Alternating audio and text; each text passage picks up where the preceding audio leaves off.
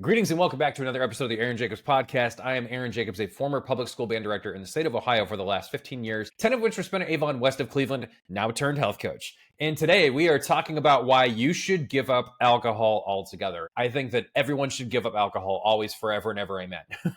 Now, that's a jump for a lot of people. As a disclaimer, there are some people that are so addicted to alcohol that it's actually unsafe for them to go cold turkey on alcohol, as it can cause some neurological issues if you are addicted to alcohol and cause some life-threatening seizures. So just take this as life and health advice for general well-being, and for those of you that are actually dealing with a substance abuse problem. Today's episode is probably not directed at you. It's more directed at the average person that thinks that they're not doing themselves any harm, which is the vast majority of alcohol consumers. Now, why am I so passionate about this topic? Because I've been sober for about a year and a half now. The last time I had a drink I can remember was July 8th, 2023. And I've really never looked back since then. Over the course of my adult life, I've had issues with sleep consistency. And I knew that alcohol would be one thing that if I gave it up altogether would probably help with some consistency. And sure enough, it has definitely helped. I love being able to wake up every single day knowing that I'm not going to be hungover. I just don't put substances in my body that I know are going to make me feel like shit the next day. I realized that I just had to do some introspection and just ask myself, why am I having it at all if I'm having it infrequently? What purpose does it serve? And when I really looked deep inside of myself, I realized that I was having it out of habit and a need to fit in. And the journey that I've taken the last couple of years to now become an entrepreneur, become someone that's now running a business for himself, looking to just build a completely different life, I realized that the need to have alcohol in social situations was not something that was going to be beneficial to me. And it was holding me back from being able to be socially a much, much more adept person, someone who can communicate better. If I'm relying on a substance to make myself feel more comfortable in social situations, there's a problem with me rather than just constantly trying to patch that up by having alcohol. Our family does have a history with alcoholism.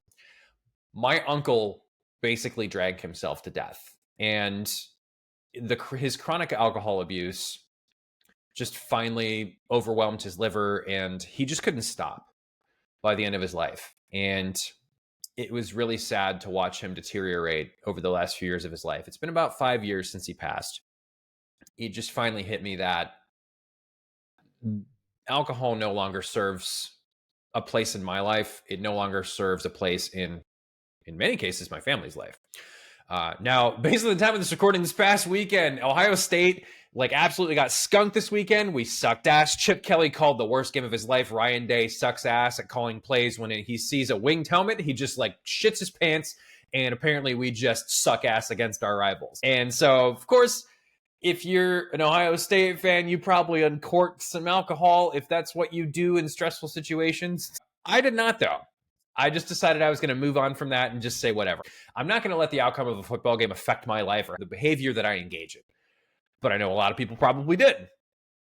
I can understand that that's really annoying, and we invest a lot of emotional energy. As an Ohio State alum, I invested a lot of energy, time, money in some cases into that program. I even went to a couple of games this year. So I get the frustration with even something as simple as that, but it just goes to show you how a lot of people casually use alcohol and think it's okay, but it can lead to a lot of problems. Right now, when I feel like life is pretty darn great for me, that if I'm using alcohol when life is good, what is that habit going to look like when life maybe isn't so good? And, some curveballs get thrown your way. Things don't work out as expected. So my abstinence from alcohol is a way to see just how long I can live a quantity and quality of life.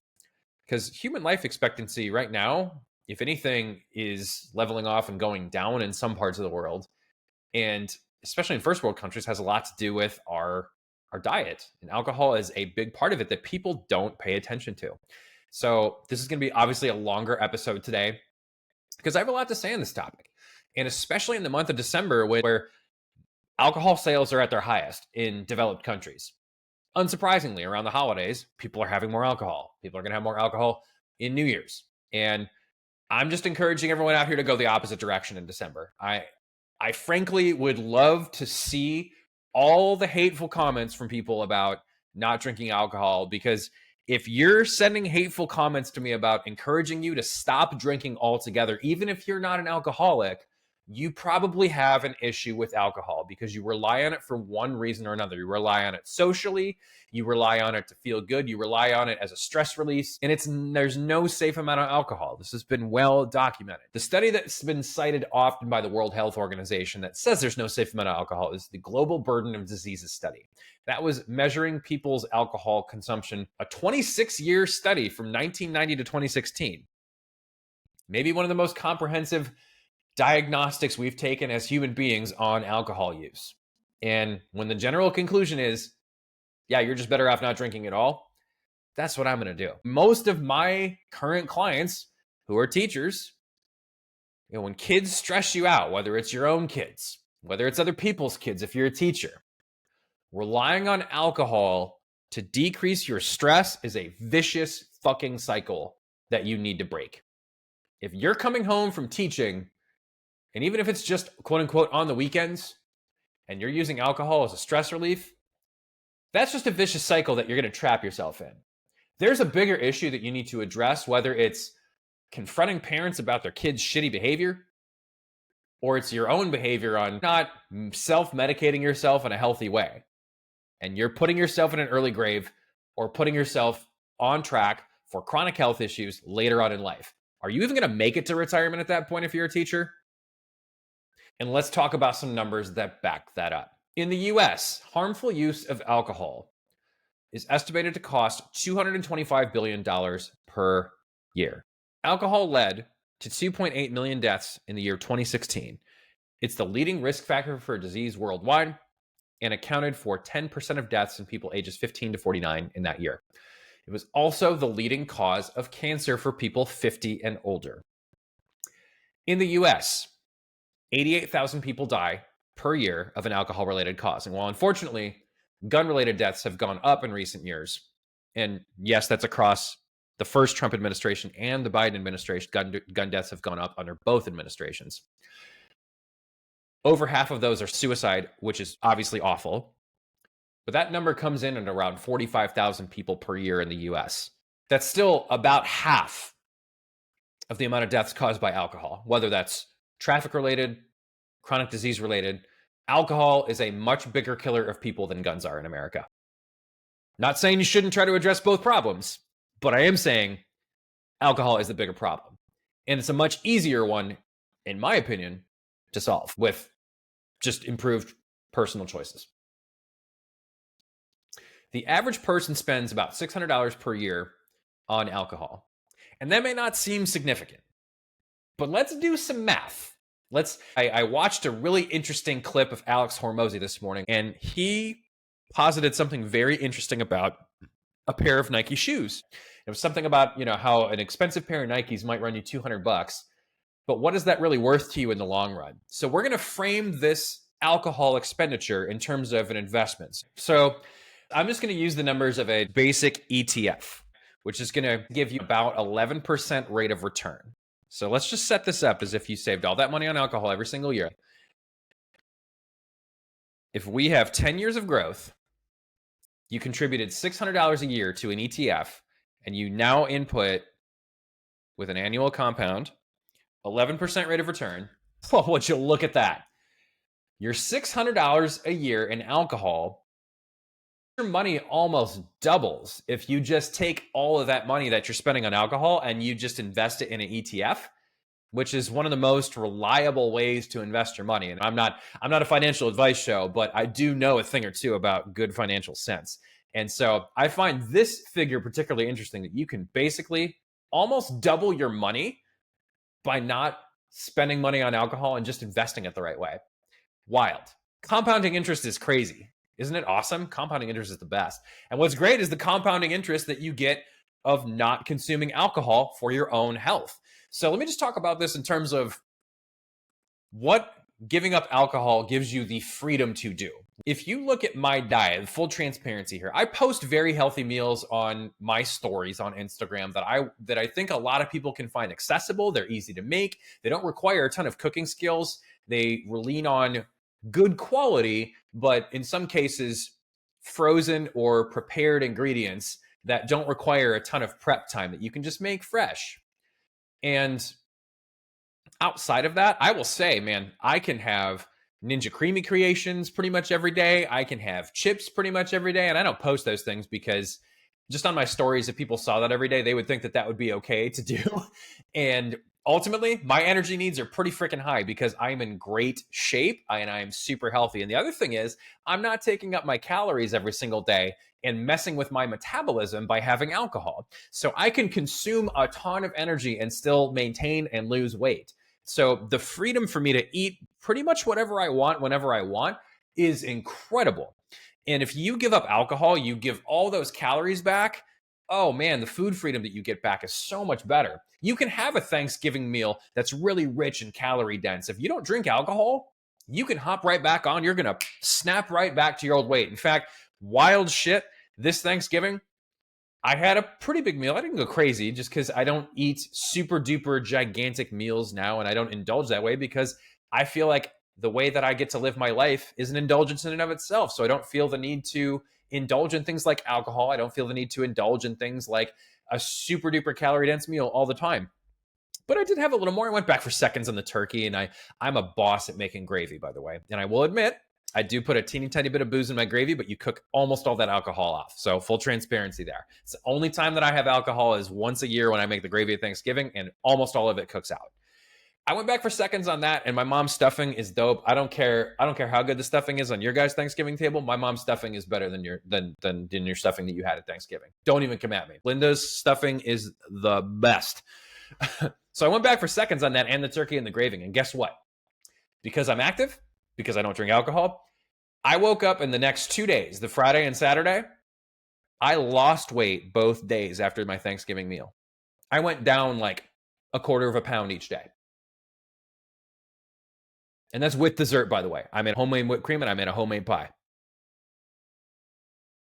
Isn't that amazing? Now, not everybody can do that, but you can work up to being able to do more and get close to that. If you are regularly physically active, you're resistance training, and you give up alcohol, I'm telling you, it's like the amount of food freedom that you get in your life is just so worth it. And so many people put themselves on a restrictive plan because they're trying to work around this need to continue consuming alcohol. Here's a wild study I came across in preparing for today's episode. So as I think many people could understand, binge drinking is way worse than having that same amount of drinks spread out over the course of your week.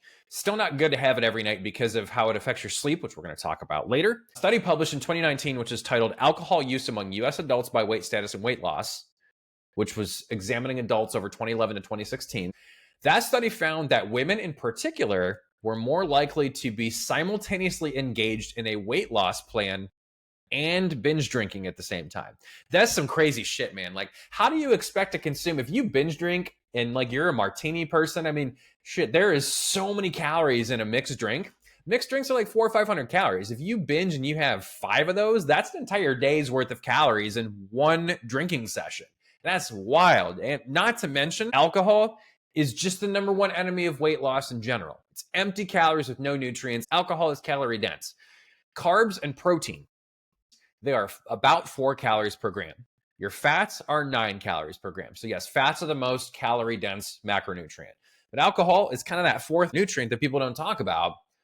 7 calories per gram. Way more calorie dense than carbs and protein. Alcohol also slows your metabolism.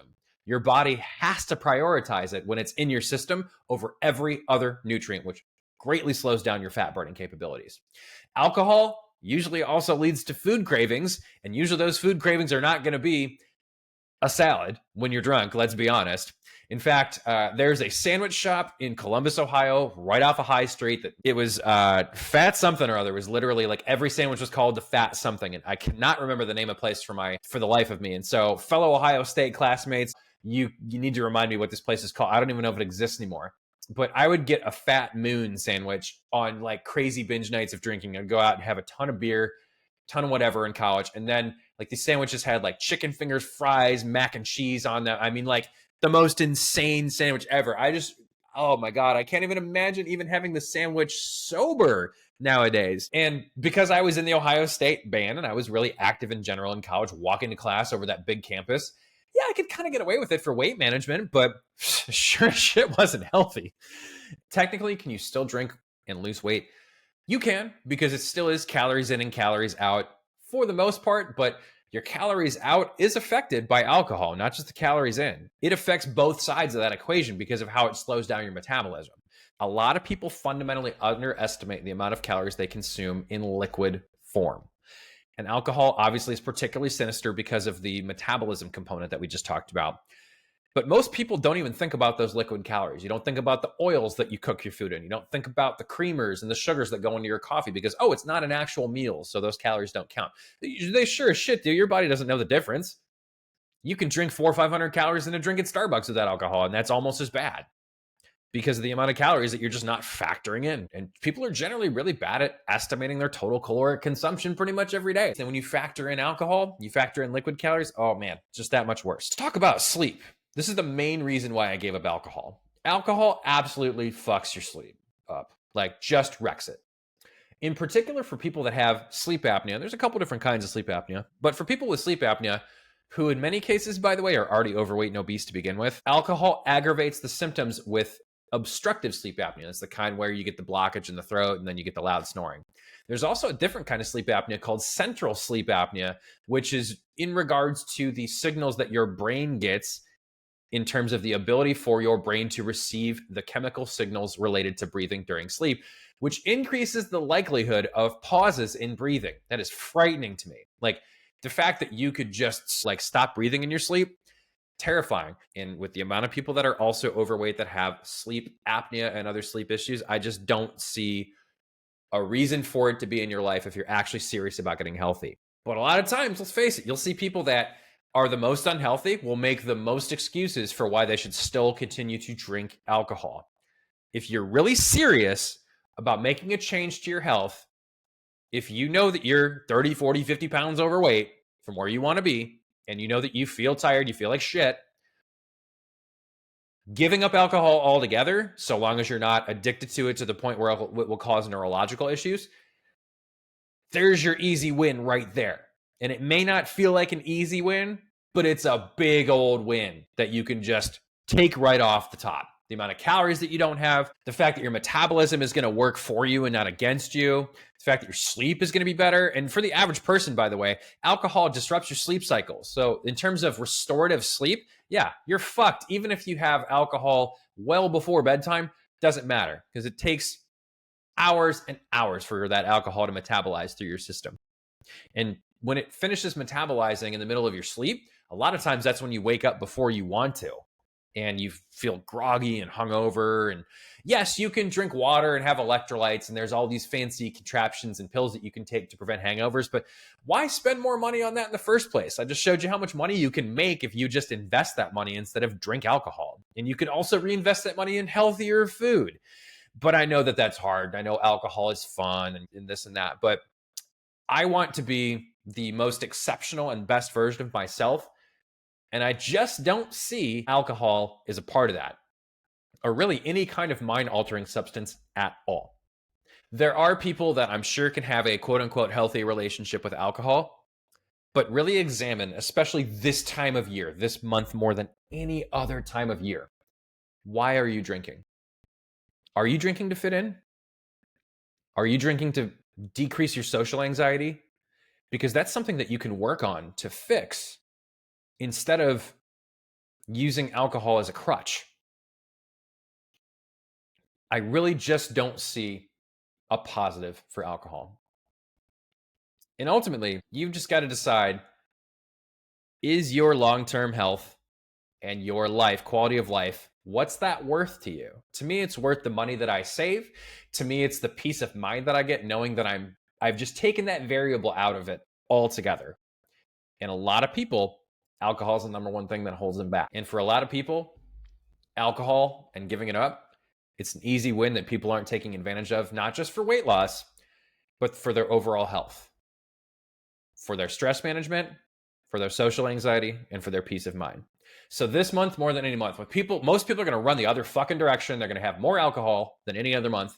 I'm encouraging you more than ever this week, run the other direction. Don't buy the alcohol. Go to holiday parties sober. Do your New Year's Eve sober.